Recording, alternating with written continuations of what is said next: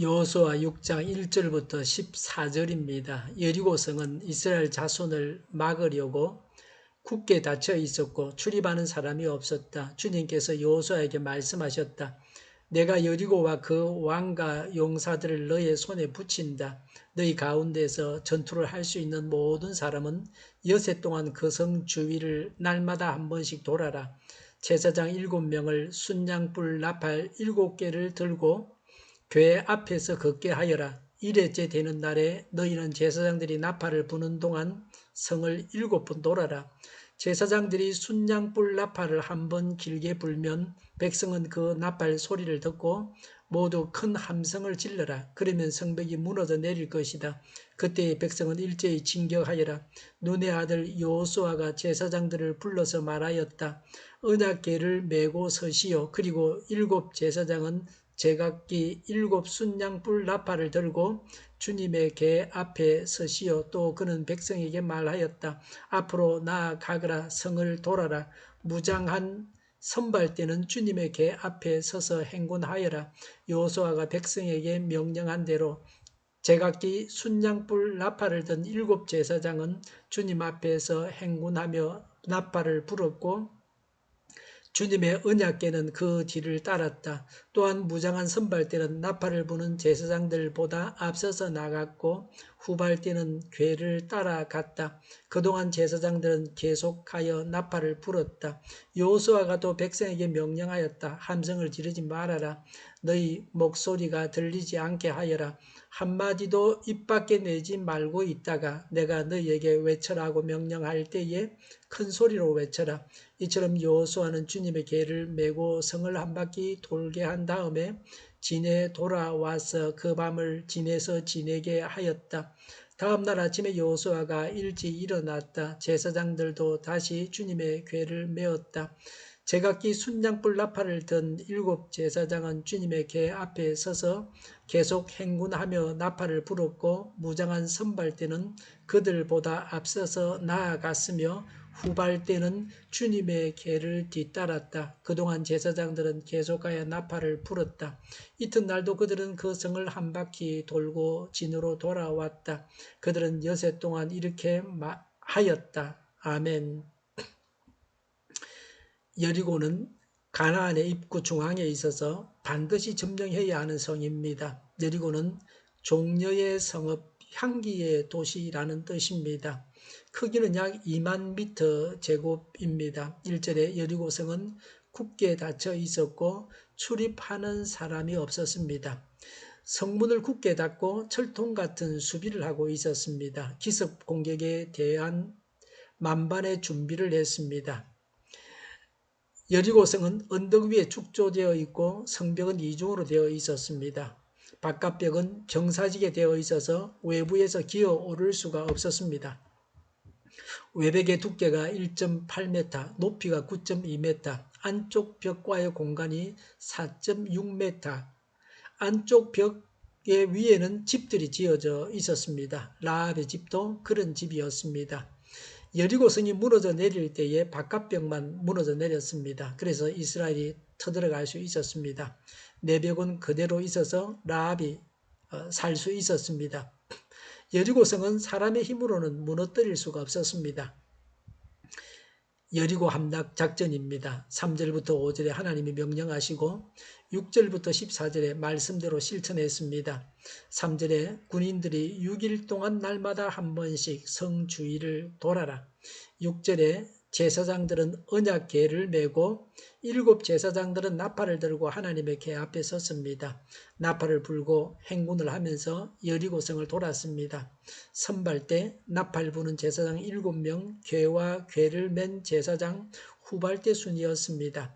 4절에 제사장 7명이 순양불 나팔 7개를 들고 궤 앞에서 걸으면서 나팔을 불어야 합니다. 4절에 7일째에는 제사장은 나팔 부는 동안 7번 성을 돌아라. 5절에 제사장들이 나팔을 한번 길게 불면 백성은 모두 큰 함성을 질러라. 10절에 외쳐라고 할 때에 큰 소리로 외쳐라. 고막이 터지도록 소리를 지르라는 겁니다. 5절에 그러면 성벽이 무너져 내릴 것이다. 그때의 백성들은 일제히 진격하여라고 했습니다. 가나안 정착, 정복 전쟁은 거룩한 전쟁입니다. 단지 영토 확장 전쟁이 아니라 죄인들을 벌하시는 것입니다. 하나님의 질서를 회복시키는 것입니다. 2절에 주님께서 여호수아에게 말씀하셨다. 내가 여리고와 그 왕과 용사들을 너의 손에 붙인다고 했습니다. 하나님은 미래의 일을 이미 이루어진 것 같이 말씀하십니다. 성 주위를 돈다고 하는 것은 위험한 일입니다. 적이 화살을 쏘면서 공격할 수도 있습니다. 우매하고 어리석은 전술입니다. 당시 여리고 사람들의 눈에는 무모하고 어리석게 보였을 것입니다. 하나님의 미련한 것이 사람의 지혜로운 것보다 더 지혜롭습니다. 하나님의 약한 것이 사람의 강한 것보다 더 강합니다. 이 사실을 여리고 사람들은 몰랐습니다. 하나님은 인간이 미처 생각하지 못하는 놀라운 방법으로 일하십니다. 무모하고 어리석게 보여도 하나님께 순종해야 합니다.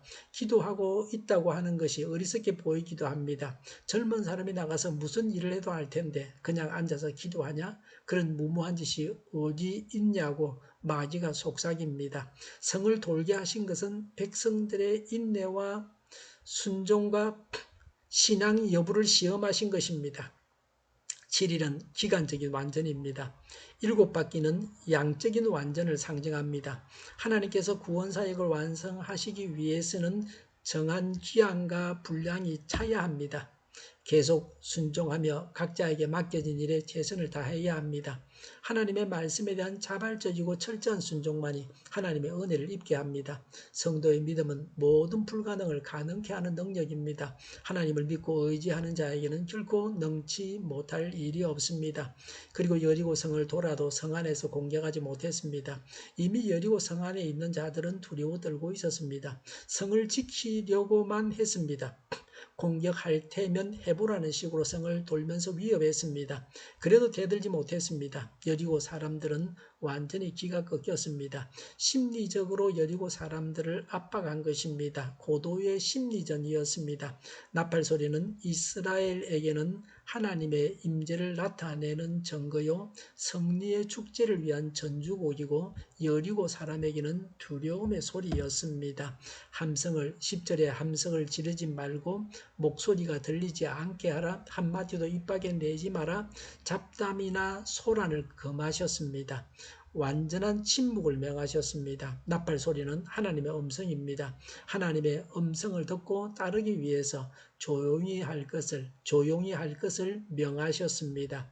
성도는 하나님 앞에서 주장하는 자세를 버리고 하나님의 말씀을 주의 깊게 듣고 실천해야 합니다. 우리도 하나님의 음성을 듣고 믿음으로 인내하며 순종하여 오늘도 승리하시기 바랍니다. 여리고 성이 무너져 내리듯이 기도 제목이 응답되기를 바랍니다. 기도하겠습니다. 하나님의 음성을 듣게 하여 주시옵소서. 믿음으로 인내하고 순종하게 하여 오늘도 승리하게 하여 하옵소서. 여리고 성이 무너져 내리듯이 기도 제목이 응답되게 하여 주시옵소서. 오늘보다는 내일이 더 낫게 하여 주시옵소서. 교회가 분열되지 않고 하나가 되게 하여 주시옵소서. 모든 언론이 제 역할을 다하게 하옵소서. 정의가 강물처럼 흘러가게 하여 주시옵소서. 코로나19가 물러가고 백신과 치료제가 나오고 갇힌 시간이 끝나게 하여 주시옵소서. 우리 동일교회가 만군을 임하게 하여 주시옵소서. 예수 이름으로 명하노니 모든 병만은 물러가고 몸의 모든 부분들을 온전하게 될지어다. 신유의 기적을 베푸셔서 지금도 저희의 질병을 고쳐 주시옵소서. 저희와 교회와 이 나라의 민족을 불쌍히 여겨 주시옵소서. 하나님께서 기뻐하시는 나라가 되게 하여 주시옵소서. 코로나19로 신음하는 모든 자들을 고치시고 온전케 하여 주시옵소서. 오늘도 하나님 안에서 차고 넘치는 삶, 복된 삶을 살게 하여 주시옵소서. 감사와 찬양을 주님께 돌려드리며 예수님의 이름으로 기도하옵나이다. 아멘.